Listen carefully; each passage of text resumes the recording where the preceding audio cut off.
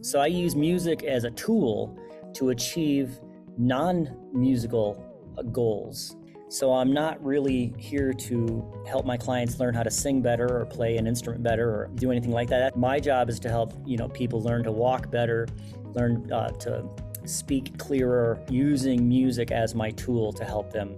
If you just look at the brain using functional MRI imaging, multiple networks are activated just as a result of listening to a song. And even more networks are activated when we're actually singing or playing a musical instrument.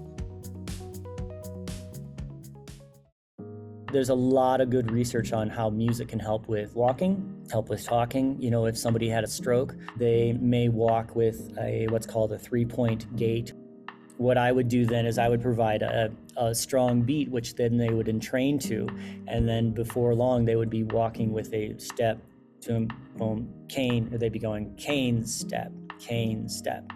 The different parts of music is processed in different parts of the brain. So you think about the different parts of the music. There's rhythm, there's melody, there's words, there's memories associated with all those, and each one of those pieces are processed in a different part of the brain. It's brought together into a single unit. We hear it as one, but what the brain does then is it is able to anticipate, for instance, with walking, anticipate what's coming up next. So your brain is predicting when that next beat will be, which tells the body when to place the next foot down.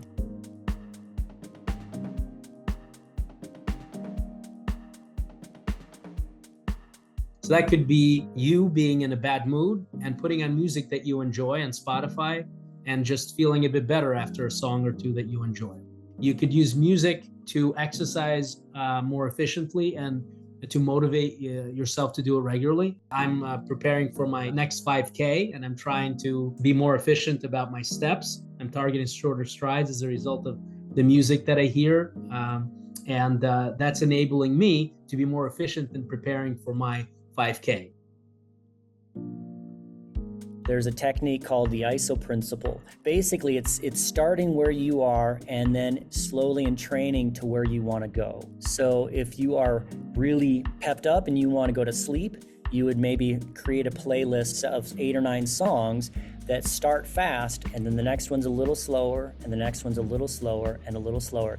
And you will entrain right with that to a more relaxed state. Incidentally, if you're waking up in the morning, you're like half awake and you want to like pep up, you can go the other way. You can have a playlist of 8 or 9 or 10 songs that start really slow, and then the next one's a little faster, and the next one's a little faster, and the next one's a little faster. Before you know it, you're dancing around, when you got your coffee.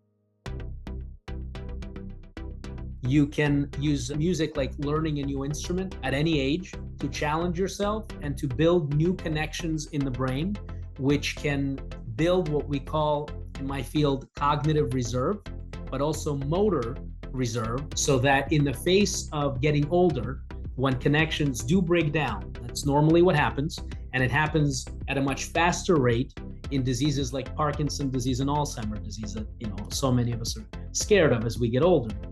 In the face of those diseases or just simply getting older, having that extra boost of cognitive reserve, literally stronger connections and additional connections as a result of learning a challenging new skill, like playing a musical instrument like the guitar, for example, or a piano, is something that can actually serve you in good stead and potentially ward off the symptoms that go along with getting older in these diseases, sometimes by a long time, by years.